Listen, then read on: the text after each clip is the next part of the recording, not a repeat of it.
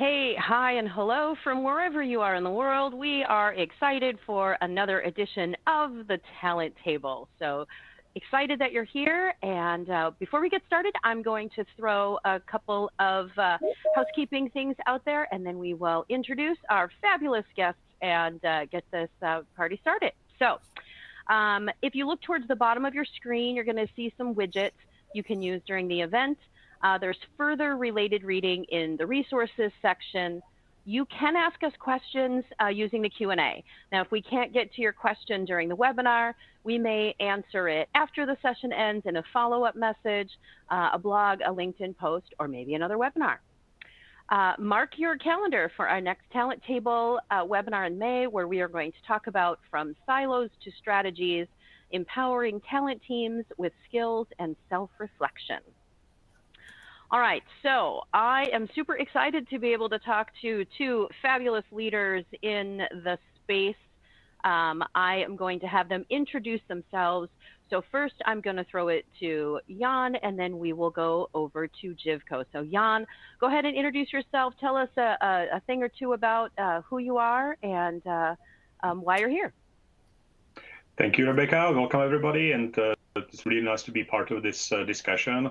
My name is Jan. I am based out of Switzerland, working for Amgen since about 15 years now, responsible for global talent management. I've always been in the HR function, kind of on the interface between technology and kind of talent processes. And so this topic today is really interesting. So I'm happy to have this discussion. All right, welcome. Over to you, Jivko. Hi, good morning, everyone. Good afternoon, good evening. Thanks, Rebecca. Thanks, Jan.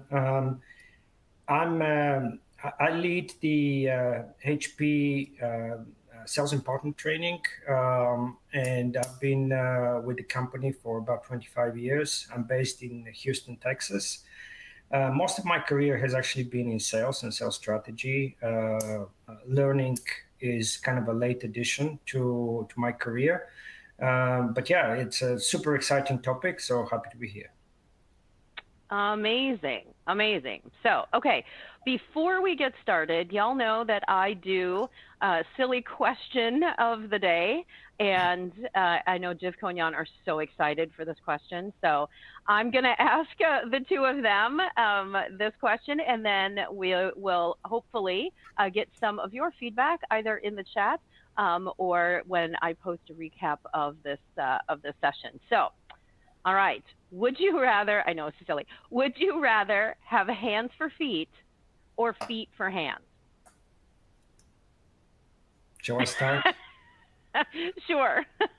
Okay. I mean, you know, honestly, the visual is kind of grotesque. So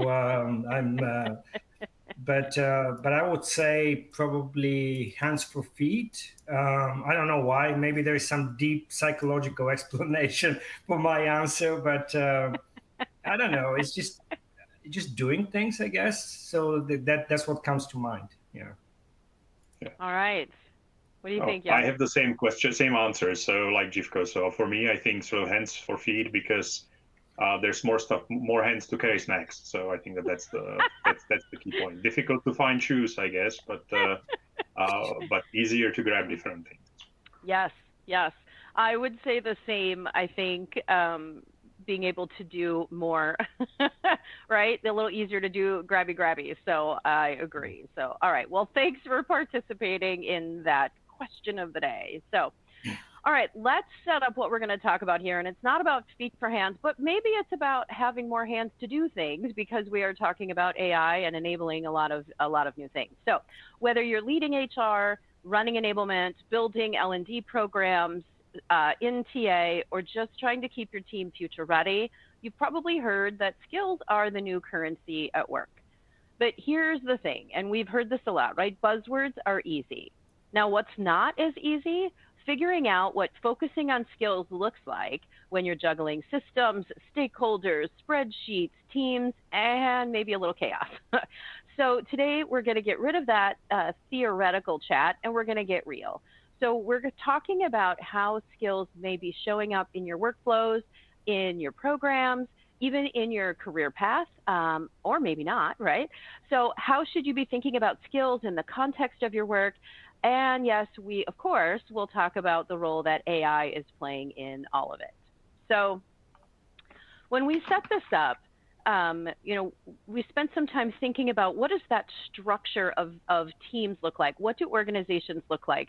And Jivko, you and I actually met when we were at another conference. We were grabbing dinner and we had just this organic conversation, which I thought was really fascinating. And we were talking about where do people's roles live? How did they get there? What does that look like? So traditionally, HR and maybe L&D teams have led the way thinking about job design, career ladders, or competency models. But the shift to that skills-based approach is expanding beyond those functions and also affecting how we think about talent across the business. So, Jivko, let's start with you. I'm curious about your org structure. So where does your role fit in your organization, right? We talked about sometimes it seems to land in HR and L&D, but there's lots of different ways that people can actually focus on skills and get the word out. So where do you fit in your organization? And also then, does that reporting line influence how you approach skills? Yeah, great question. We sit in what we call the commercial organization, which is essentially our sales organization. And this has been a strategic decision that the company made quite a few years back, actually, to move a portion of the learning team in the sales organization. Why? The thinking and the rationale was that we need the learning professionals who support the sales organization to be very close to the markets, to the people who, the feet on the street, to basically understand better what they do, be, closely related to the business challenges and priorities that emerge and be able to react faster. So that doesn't mean we don't cooperate and collaborate very closely with our HR L&D colleagues. We are in lockstep. We work very closely with them, but it's I would say kind of a strategic decision. So we do sit in the commercial, in the sales organization. To expand the second part of your question, I guess, Rebecca, what does that how are skills important for us then? I really look at sales skills as the motor oil and the engine of any company. That's where the rubber meets the road. This is where people need to deliver the results. This is what pays the salaries for everybody else, right? We need to have stronger revenue, stronger margin, all of us, right? As organizations, as companies, and so enabling that sales organization. Skills become urgent, right? There is more urgency. There is more concreteness of in what we do. So that's how I see it, right? It's there is no fluff, right? You have to get things done, and you have to be very clear, what skills fit what personas and the way of selling. Yeah, I like how you talk about that, where it's the oil in the engine, right? You can have all kinds of great parts, but if you don't have the connector, right? If you don't have the stuff moving through it, it doesn't actually work. So, Jan, I don't think you sit in the sales organization, do you? No, I'm part of the traditional HR organization. So as part of what we call centers of excellence, so the talent organization, we are responsible or taking care of setting up the development and growth for our people, but also evaluate performance, prepare the talent for the future of the organization.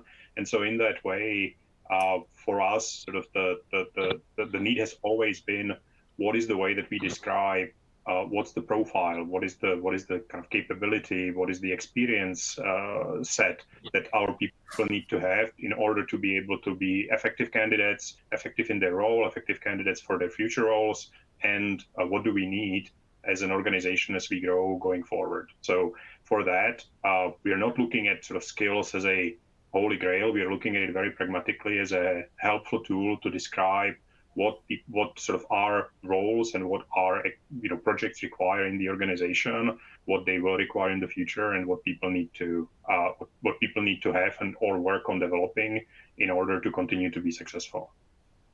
Okay, great. Now, I know we were chatting earlier as we were prepping, and I thought it was a really good point. There's a lot of different ways that folks look at skills, and I think that words matter, right? Are you a skills-based organization? Are you a skills-first organization? Are you looking at skills? Do you have skills, right? There's a lot of different ways that we can look at it. So are you seeing a shift towards skills-based thinking? Maybe we'll just say it that way, right? Because the words are different for each organization. But are you seeing a shift towards skills-based thinking in your organization? And then we can talk about if yes, this, if no, that. So are either of you seeing a shift towards skills-based thinking in your org? Yeah, so in our experience, sort of the concept of skill is useful in that it's very intuitive, right? So if you talk about skills, people get what you mean, right? And so it's easy to use it for communicating and sort of using the connection. We've in the past used the concept of capabilities, we've used the concept of experiences. They are all relevant, right?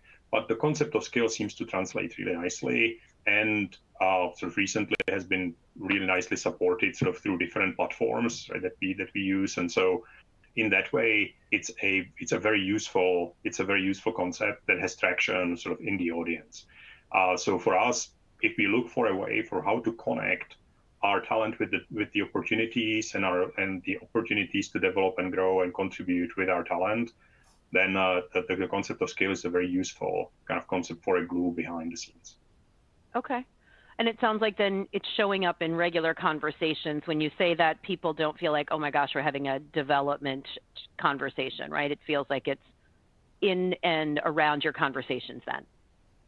Yeah, so we use it as a good way to describe sort of what do I want to work on? What do I need to prepare for? What makes me more effective in my current role? What do I need to do to prepare for a desired role that I have on my development plan? It's a useful concept. Okay. Where are things landing with you, Živko? Yeah, I would say a couple of things here. One, I think the focus on skills has always been there, I think for everybody in a way, right? One way or the other. It's more, when I think about how we look at this, the focus is shifting a little bit more towards application, measurement, practice, rather than just passive, sort of developing the skills, by traditional learning and training. How do we actually enable safe spaces for people to practice and to be mentored and to engage in some coaching conversations and so on. The second point I wanted to mention is that, skills by themselves people can get lost, right? You can assess like a vast array of skills, language skills, for example, but is that really, a lot of the time relevant? And this is where I come back to the concept of role-based or persona-based skill sets, where you have to drive with a clearly defined skill set per role or per type of persona. In my case, sales. In other cases, non-sales, different roles, functional roles within the organization, and that makes that skill set really relevant and pertinent for the person. Otherwise, it's too broad, right? And people can get lost. That's how I'm thinking about it. Yeah, that totally makes sense. Now, Živko, a question that I was just curious about. So you sit under in the sales organization. Do you have other than enablement leads that sit in other functions, or are you one of a kind?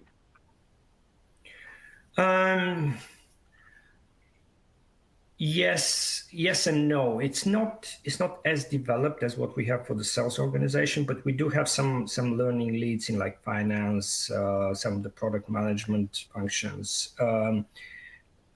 most of the time when it comes to like business acumen and kind of more business related skills that would work with us. When it comes to very specific soft skills like emotional intelligence, for example, design thinking and so on, then a lot of the content would come from the HRL and the organization. But we have kind of a learning alliance within the organization. We meet regularly and we coordinate between the different learning leads.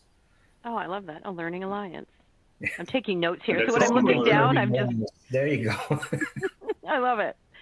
So that, Jan, let me ask you that question just in general as well, not about where things sit, but, for Eightfold, we look at, when we say skills, when folks are building out a taxonomy or an ontology with us, we look at soft skills and tech skills together, right? Because sometimes it's hard to separate the capabilities or the competencies from the tech skills. So for us, the way that we work with folks to do it, they're together.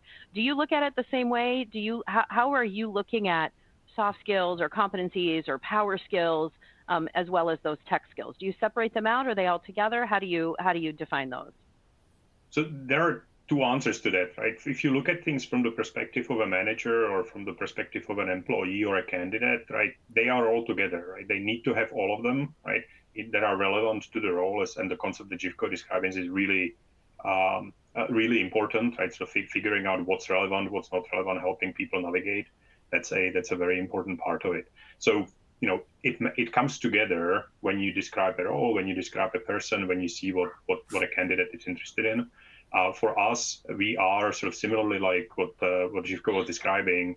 We have kind of a core learning organization and functionally focused, technical skills focused organization in our different parts of the business, whether it's manufacturing or sales or research. And we collaborate in a learning council together to make sure that sort of we complement each other well, and that we sort of put together the whole with the best sort of contributions from each side. Okay. Yeah. That totally makes sense. To build on what Jan just said, I think it has to be seamless for the person who consumes that learning on that portfolio of skills, right? But yes, we do differentiate, Rebecca, between skills that enable you how to sell, for example. I call it like soft skills, sales skills. There's nothing soft about selling, by the way. So, I call it sales skills, not soft skills. Right, but power skills, right. Like negotiation, hunting, whatever, right? Whatever that is. So there is an element of, how to sell. Then there is an element of what to sell. And this is where the product technical knowledge comes in, right? You need to know the products. You need to know the competitive differentiators. You need to know the battle cards and all that, right? That's kind of functional product solutions knowledge. There is a third element, and the third element is, tools and processes that enable you to sell, right? And so it's like I look at it as a three-legged stool, really. You have to address each of those legs of the stool. Otherwise, the stool is wobbly, and the salesperson sits on a wobbly stool, right? And we don't want that, right? So, we're trying to address those elements. But as Jan said, in a seamless way for the learner, right? That's the key, right? Because otherwise, if you start differentiating or do this, do that, it's obviously not going to be effective. Yeah, it gets confusing. Yeah. And so one quick thing before we move on, I want to talk about what success looks like with using skills. But I know a lot of organizations do this. I know my background in TA, we had put together the concept of that marketing started with personas, right? Building out what does this person look like? What does a role look like? So when you talk about personas, that's, I'm assuming what you're doing, Živko, is for your sales organization. What does someone need to be able to have a solid stool? Is that, would you say it that way? With your process, your what and your how? Yeah, I mean, persona-based learning is, clearly you have some foundation that is probably the same for everybody in sales. Everybody needs to be able to have a business and financial acumen, for example. Everybody needs to have some basic negotiation skills. Everybody needs to have the fundamentals of selling, what I call sales hygiene, right? That's kind of applicable. It's a basic layer. But then, let's say you sell in a corporate environment versus you sell to a, federal or SLED employees in the organizations in the US or public sector in Europe, right?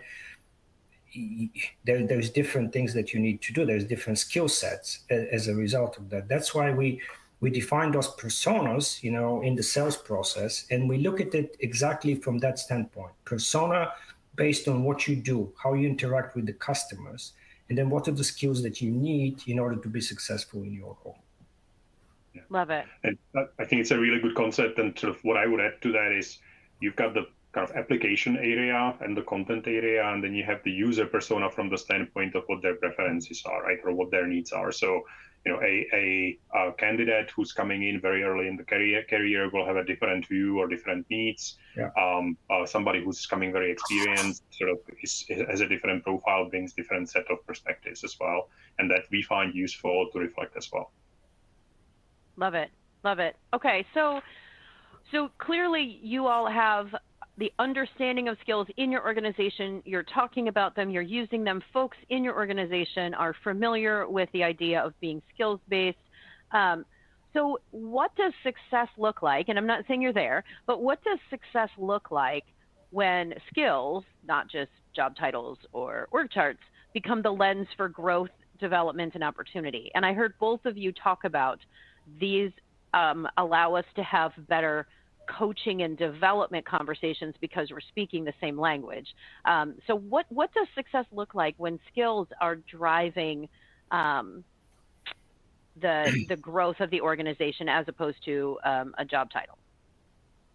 Yeah, I think the key point is definitely around sort of what's the content, right? So the success to us is we can use the right way to help describe what people need to focus on, how people need to show up, what different roles are requiring in order to be able to both deliver and to prepare for the future, right? And so in that way, kind of the success is you've got a essentially seamless system in the background, ideally also one that doesn't take a huge amount of workload to maintain. So a skills taxonomy, skills catalogs, they can sort of take a while to set up and to manage. And sort of technology these days can help quite a bit, but I would say that's one of the areas that we haven't quite cracked. What's the right balance on that? But it is a sort of helpful tool. It exists in the background. We have a good information about candidates, individuals, about themselves, about where they want to go, and we have good information about what the organization needs, either based on direction for the future or the work that's going on today.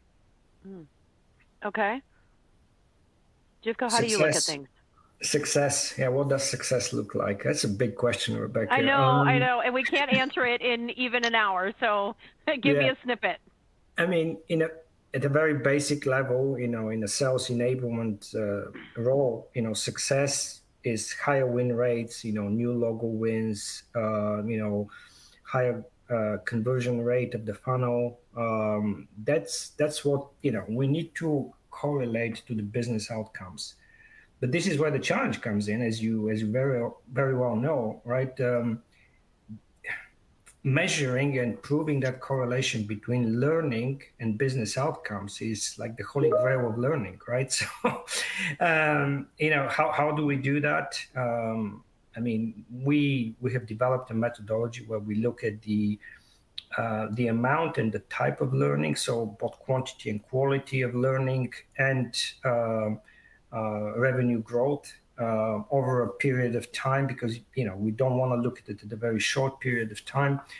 And we have shown a very clear correlation between people who are what we call consistent learners, and we have a specific metrics that we look at how many hours of learning they consume per year, but consistent, just over 1 year, and are they successful in growing their revenue? The correlation is pretty clear that consistent learners outperform or overperform their peers who are not consistent learners. But having that business conversation, we are very careful to talk about the correlation, not the causation, because it will be simplistic. It will be oversimplifying things, really, to to claim that just because somebody took training or learning, they somehow become a better salesperson. There's so many other factors involved. Do we have the right products? What's the macroeconomic environment? And so on, right? So I'm talking always about correlation, not causation. And I love what you talk about consistent learning. There's a lot of work that's been done in the space that talks about if you build learning into your day-to-day, that shifts you from being a reactive, learn what you need to know after the reason's been surfaced, as opposed to proactively learning and continuing to learn and having that curious mindset. There's lots of data around the proactive learners develop more and build stronger teams. So I love that you're focusing on that, and you've been able to tie that together on where that learning happens and how it happens. Yeah. And sort of to state the obvious, sort of it's not just classroom learning, right, or virtual learning that where you develop sort of skills, right? It goes as well, or even more importantly, when you get a chance to sort of be part of a project that sort of gets you exposed to a different type of work than what you've used before, connecting and either sort of networking or mentoring with others so that you can learn from others what they are doing. Those are all ways that kind of can both energize and make sure that you actually develop the track record that you need both today and tomorrow. Yeah.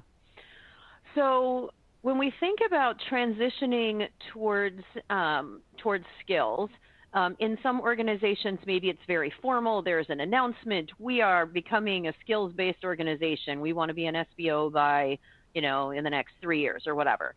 In other organizations, it feels more organic. It's shifting to a new framework. And it's not just operational or tactical, but it really is a cultural shift to get folks to think differently and be more open about what they bring to the table. So what do you think organizations should be thinking about when it comes to shifting towards skills? I'll throw it to either one of you. I think IFCO sort of started with this, right? The starting point is the relevance, right? And there are certain parts. So in our business, there are certain places where we have sort of clear process, clear set of tools. We have clear behaviors that are needed for the success. And there it's really, natural and easy to introduce the concept of skills or capabilities to kind of help you deliver and be effective for that. And those are places where we have gone and sort of worked with kind of announcement around focus on formal skills assessment, formal kind of introduction of skills that allow you to do your work and the future work, at the best. And that's where sort of it really connects. In the kind of more common part of the organization where there's different aspects in support functions, for example, where there isn't a kind of clear single process, and we are dependent on the local setting to say, okay, what actually is relevant for your role? What do you need to do? That's where a more sort of soft approach has been effective for us, where sort of we make skills available, we make them visible, we talk about how we talk about sort of how people can use the concept of skills to say, how do I drive my development discussion with my manager? But we don't do a big sort of announcement of we are now a skills-based sort of team, because the skills are there, they are intuitively understood, and they help people get done what they need to get done, which is to have a good conversation either with their peers or with their managers, either around their job or their growth. I like that. One of the things I was going to ask you too is when I've been talking to folks, what I hear is when it's woven in that way and it's part of conversation, it turns your development conversations from maybe adversarial or folks are nervous about it because it just opens up the door. Here are the things that I do well, here are the things that I want to learn, and it becomes more of a proactive conversation as opposed to, oh, I'm afraid to tell my manager that I may want to do something else because then, they're going to eliminate my role and replace me. So it sounds to me like the way you're talking about it is that healthy way of saying, we want to understand. It's great to be visible with what you do well and areas that you want to learn. So I like that you're weaving it into the conversation. So Jivko, talk to me a little bit about how it works, because I know you're in a different space a little bit. So how are you thinking about that shift towards skills and incorporating that into the day-to-day? I mean, I think there's few components that you need to think about, essential in that transition towards a skills-based approach. If I think about journey, probably one of the very first thing is, define very clear profiles. What are coming back to that point, skills profiles per persona. And, for that, you probably need a couple of things. I would recommend that you take an industry-based approach where there's some great, work done in the industry about kind of best practices, best-in-class skills associated with, different types of roles, sales roles or other roles, professional roles within an organization. But then you validate it internally within the markets, right? And you continue to validate it because it's not a one-off, right? One and done. And so that's probably, kind of one of the first things you need to do. The second one is to create the process. Jan talked about this, to really embed this in the way of working. So the managers follow up with their teams. They, this type of, skills conversations happen on a quarterly basis. They're ongoing. It doesn't feel like, oh, let's have a skills discussion and then we forget about it, right?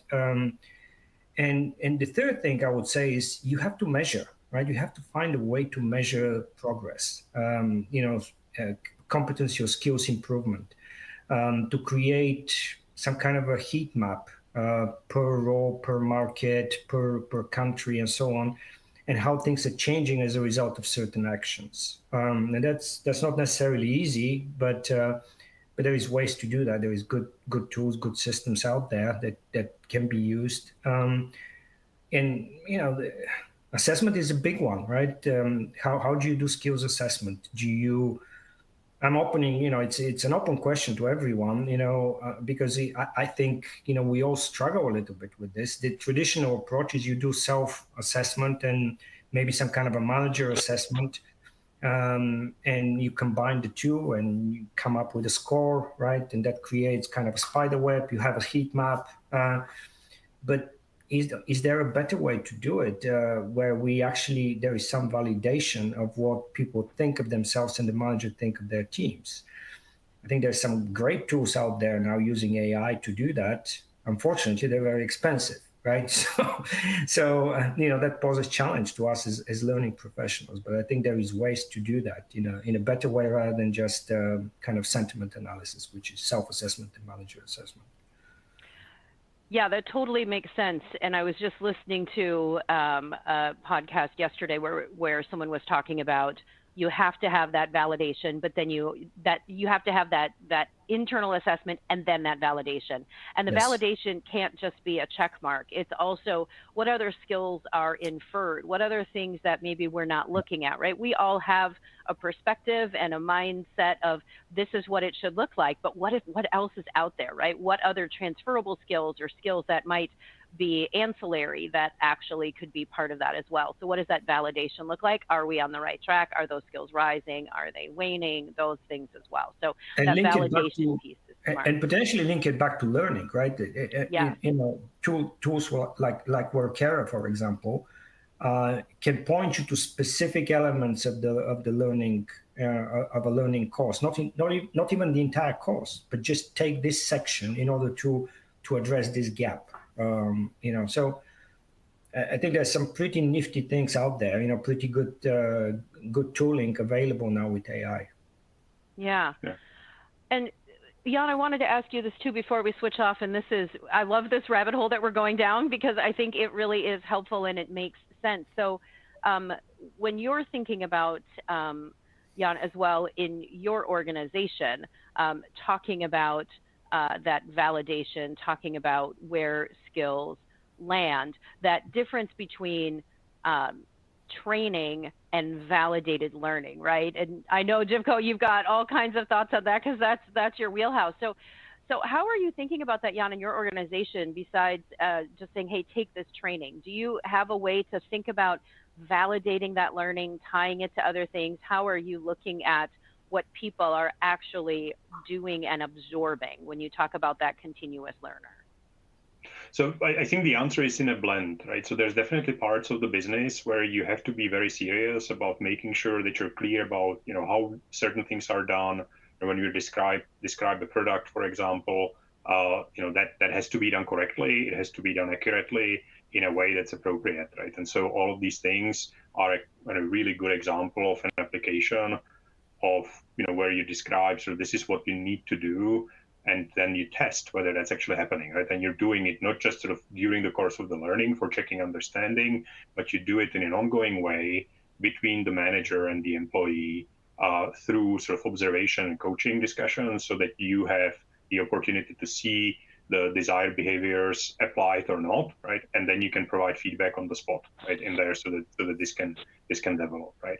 The concept of sort of validating sort of characteristics has been well established in HR, so that is something that you can really easily sort of tap into when it comes down to things that are, I would say, high exposure, right? So things that you say are critical requirements for a role that you want to use in selection, those are things where you need to have validation.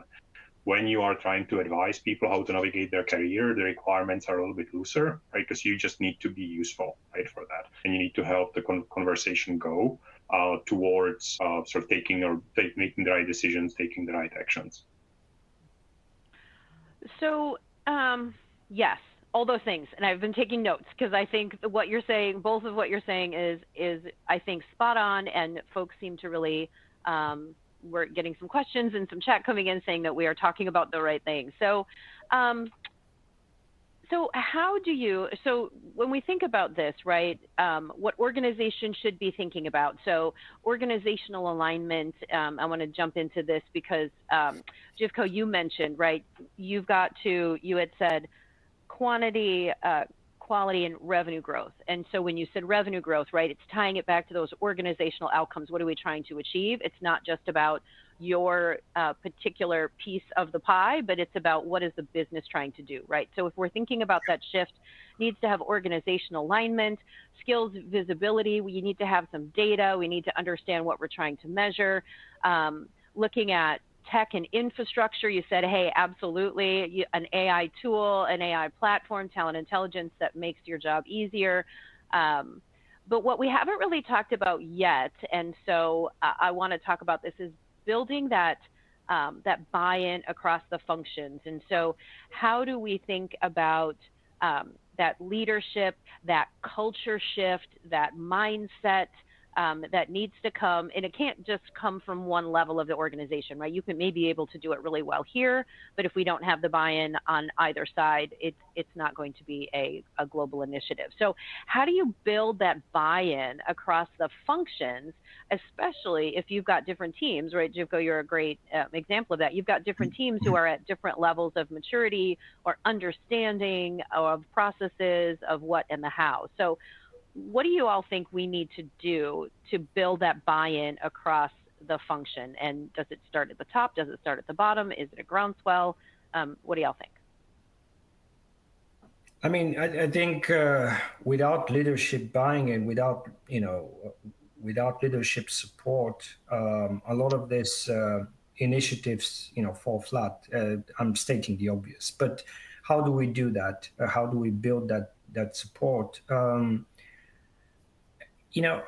I think it's showing the business outcome. And that's why I'm coming back to this. You have to link it back to how learning, training, everything that we do, how does it connect to what matters to people, to what matters to the organization, to the leaders? And, if they're convinced about that, then it becomes less of a learning activity rather than a business activity. And you get business leaders getting involved. Some of our most successful programs is, okay, we deliver, a set of trainings, but then there is actual, the business leaders are their actual, managers are conducting a follow-up. and they're saying, what did you learn? How are you applying these concepts that you are learning? And we do that 30, 60 days kind of follow-ups. These are some of our most successful programs where, this becomes interwoven in the way people work, right? And the actual business management is following up, and they can only do that if they're convinced that this is actually contributing to their bottom line or to their success, right? Whatever they do. So yeah, making that building that bridge between learning and business, I think it's super critical. Yeah. For sure. And I would echo that, right? Starting with the purpose and making the connections clear. That's where you get the buy-in, right? So if you agree on what are we trying to accomplish, and you show the connection, then you sort of automatically have buy-in, especially if you spend time to build the connection. So the identification of the key behaviors, key skills, in a way that's co-created between you, sort of in my case in HR or in learning, and the business, right? So that it's not somebody comes in and says this is how you should do your work. It's we work together about how should we do what is required to be at our best, right? And so that purpose sort of gives us the sort of acceptance automatically. And then on the second part also, just kind of the realization that you don't have to be at the same level of rigor in every area of the organization, right? So you don't have to have a big machine sort of in places where you've got multiple different sort of application areas, but there are places in the business where, again, sort of if you've got regulated, controlled process, you need to make sure that you do the right thing. And therefore, you have to go to the high level of rigor to be able to make sure that you can assure that people are prepared to do things in the right way. Yeah, that's a really good point. Go ahead, Jacob. One thing is, I feel like in the corporate spaces, especially the way we do corporate learning is it's perceived as something that we do to people, right? It's something that you do your job, and then you take some training, you take some learning. I think that's one of our biggest challenges is how do we connect it? How do we make sure that this is done in the flow of work? It feels seamless to people. Then it's part of their jobs, right? Yeah. Then skills development becomes no-brainer. Yeah, it's part of what you do, right, every day, right? Yeah. Instead of I'm gonna go and do some training now, and then I'll come back and do my job, right? So. Yeah, that's a really. I think that's. Go ahead. No, this is also a way where sort of today, compared to 10 years ago, with platforms that are available today, you can turn the table, right? So instead of us going, hey, we have this training, you have to take it, right? We can say, here's a tool, here's a platform where you can plan, your effectiveness, your career. It will advise you what you should do, and suddenly you generate demand, right? As opposed to, and you connect people with the learning or with the experiences or with the connections across the organization that they need in order to achieve the goals that they themselves articulated, right? And so the purpose question is almost automatically answered, right, for that. Yeah. And I think what y'all are talking about is so timely, because what it does, when you look at skills the way that you both are talking about it, it takes away some of those barriers. I think that it's easy for folks to focus on, right? Oh, well, that's an HR initiative, or that's a training initiative, or that lives in L&D. That doesn't affect us. But when you broaden that and talk about how does it tie to the business objectives, what are we trying to accomplish? We're making folks better in their day-to-day. So it's not just about taking a course. It's not just about, oh, well, only the senior level folks get the best training, right? Like, you're looking at this in every level, in every role. There's some focus on where do we need to invest, right? And Jan, I like what you talked about, that you don't need the same level of rigor at all levels, right? So where do we need to invest? Where does that tie into the business?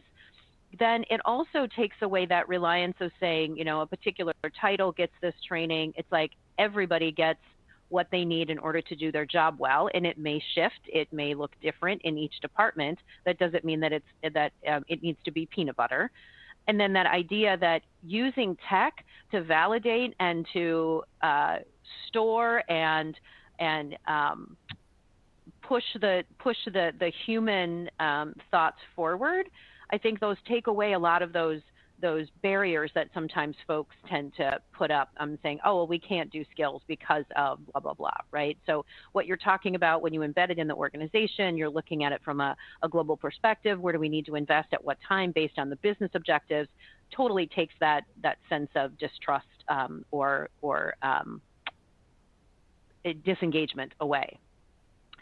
So I'm watching the time, and what I really want to talk about next is that internal development. So, as you all are spending time helping everybody else grow and learn and be better and be amazing humans, sometimes we tend to forget about our own development. So I would love to talk about that skills first mindset when it comes to us, no matter where we sit in our functions. And so, how are you making sure, and Jivko, we'll throw this at you first, how are you making sure that your own team is keeping pace with what the rest of the organization is doing and those evolving skill needs as well?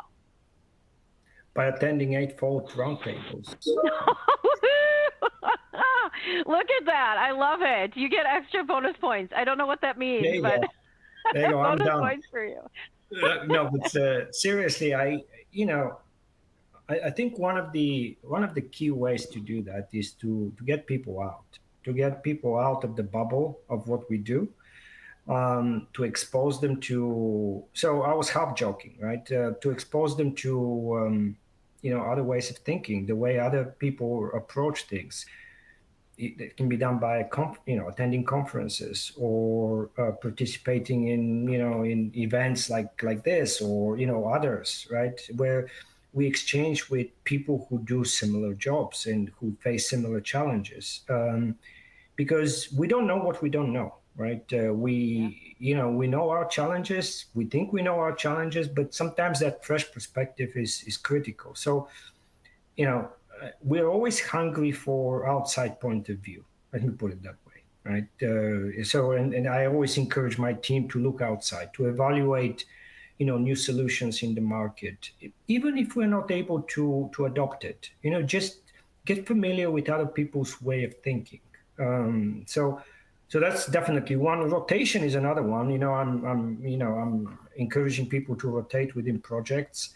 We talked a little bit about this. Kind of a geek culture is probably a strong term, but willingness, flexibility to, not to have a fixed job description, but to experience different things and get involved in different projects. That opens up your mind, and way of working. So you have to encourage people to be intellectually curious all the time, and reward that. So that's what we're trying to do. And I think sort of what's also important to remember is that today, at least from my experience, many people are, right? And so they do want to grow. So if I look at our sort of survey results, sort of the interest in development, interest in helping sort of grow and learn is there. And it's one of the sort of strongest themes that comes through, right? And so often the issue is sort of how do you connect the interest with the means, right? And how do you show people, okay, we have a lot of opportunities when you talk about learning sort of new things, both internally, externally, or from different areas. Being a research-based, scientific organization these days is a really huge benefit in this, right? And there's a lot of interesting stuff that's going on that people either sort of don't know about or don't know how to access. So helping make the connections is really useful, right? And in that sort of, technology these days can really help, right? Make connections. So it, help facilitate the point of if you're looking for sort of subject matters or even sort of ideas, then this is where you can get good suggestions.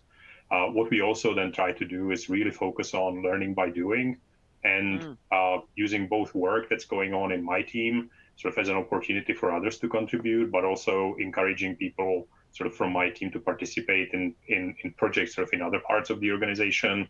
And so project sharing platforms can help with that quite a lot. And I have a number of sort of examples where, people who are now part of my team have sort of become sort of interested and known to us through participating in one of our projects, and then sort of turn that into a kind of switch in career sometimes also into HR, into talent, into development. That's amazing. So what I hear you all saying is using the internal data that you have about where people are, what you know about what skills folks have and where they need to go, looking at learning as part of everybody's job and modeling it as well, not just saying do it, but actually doing it yourselves. So whether that's carving out time on your calendar or whether it is connecting with other folks, attending conferences, asking questions, and then bringing in those voices from across the business. So whether it's a cross-functional project or whether it's maybe having someone join one of your team meetings, getting those other ways of thinking and learning out there, which is great. I mean, that was one thing I loved coming into this role and the team that I'm on, is that that is part of our day-to-day. And so we get asked questions, right? Jason will be like, what'd you learn today? Did you watch that webinar? Tell us what's going on in your head.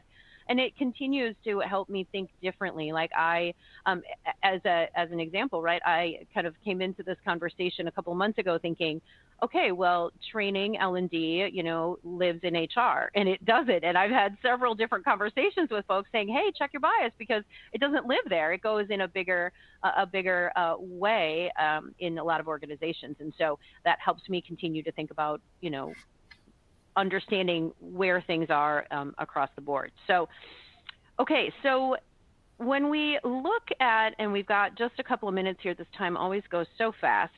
So I would love to help our audience understand a little bit more about your thoughts on the balance between tech and human judgment, right? We talk about tools to validate, maybe to help discover skills, infer skills, maybe even leading some of those trainings or conversations. So what do you think is the right balance between AI or automation and human judgment when it comes to talent decisions? So hiring, learning, promotions. Where do you think that line should be between AI and human judgment in how we do things inside the business? Jan, I'll start with you. What do you think? Yeah, it's a really, really good question, right? And there's kind of two big parts of this, and I'm going to leave the sort of the heavy one to the side a little bit, right? And that, of course, is anytime that you're making decisions and you're using technology to do that, you have to be really kind of sure and careful to make sure that the decisions are made or the recommendations are made in the right way, that you have all the safeguards in place. This is a space that's rapidly evolving, right? So there isn't a sort of fixed guidance, but it's really important to pay attention to this, because it's absolutely the case that some tools will give you wrong recommendations unless you watch them really carefully, right? Now, when it comes back to the sort of gist of the question, you asked about what is the balance, and for me, the answer is it's the balance, right? You have to think about this in both ways. So you can use technology as helping you potentially discover areas that you haven't thought of, but you always have to expect that you bring your part, right? Whether it's as a individual who's looking for, next step in their career and developing and getting recommendations, you own your career, you own the decisions, you own the responsibility to take the advice and actually filter it, right? To make sure that it makes sense, so that you don't sort of follow a GPS sort of naively so that it gets you into a sort of broken bridge, right? And so this is kind of part of that. And I think, same thing goes for the organization. The thing that the tools that are now available, all of the sort of AI-based technology is really heavily dependent on having good data to work on. And so a good example sort of from our area is, if you want to have a tool that evaluates an X-ray, all of the information to evaluate is in the X-ray, and it can do a really good job. If you want a technology to evaluate a patient electronic record, right, and provide an advice to a doctor, that really depends a lot about what's in the record. These are not in a very good state in general today, unfortunately. And so the need is a completely different place, right? And so the same thing applies to career. Places where we have really well structured, well understood, long history of jobs, you can get a really good advice from tools. Places where things are in flux, things are evolving, you will always have to bring judgment. Yeah, I think that's such a funny thing that you talked about GPS. So I'm planning a trip. My husband and I are going to go to Ireland this summer, and I was chatting with a friend of mine who's a travel agent, and we're a little bit more of simple travelers, and so I said, we'll go ahead and do it, but I'd love to get your advice. And I said I threw all my requirements into ChatGPT, and I'm like, I got a pretty good itinerary. I feel really good about it. She goes, you may want to just check that because sometimes you get dead end roads. Sometimes she said I threw some stuff in there the other day. And Yeah. it put Galway like at the very bottom of the map. So she's like, make sure that you're asking the questions and don't just take that, because all of a sudden you may be driving and you're in the middle of a farm, right? So I think that validation, that like let's use it, but let's make sure that the right data is going in, right? I mean, maybe the model I was using just doesn't understand Ireland, and maybe if I would have put in a requirement for Texas, it might have given me a completely, really accurate reading. So I think that's right. The data and the area that you're looking at, I think, and what you're using it for is really smart to look at. Jivka, what do you think about that? And then we'll wrap up with our last question. Yeah, just a few thoughts. I mean, I think AI offers such a tremendous opportunity. And, because we're running out of time, I'll just say a couple of things. I think AI really offers us the opportunity to democratize learning, in my opinion. And what do I mean by that? To democratize content creation, potentially going forward, delivery as well. And to help us to move from training to learning, because there is a big distinction, guys, right? You train an animal, but human beings learn, right? And so I think the future is definitely human plus AI assisted, right? But and I would say this pretty strongly in my view, it's human led. It's human led, AI assisted, but it gives us a great opportunity to really move the needle towards that democratization of learning. And we can expand on that another time. There's different ways that can be done, private LLM, and so on, right? Which really, really, democratizes the process of learning. Agree. Okay, so it's funny. I'm going to go to our last question, but we had said initially, like, hey, do we think that we'll leave time for questions? And I'm like, I am pretty sure we are not going to get through even half of the questions. And I have skipped like 5 in the middle here. So we're going to go right to our last closing question. There are so many more things to discuss, y'all. So we may see about doing another webinar with these 2 rock stars and see if we can pick their brain a little bit more. But we do have a list of the questions that you've asked, and we will do our best to answer those going forward. But as we wrap up here, thinking about if someone could only do one thing after today's session, what should it be? What's that call to action, that takeaway? What should someone do if they only could do one thing after listening to us? Jan, what do you think?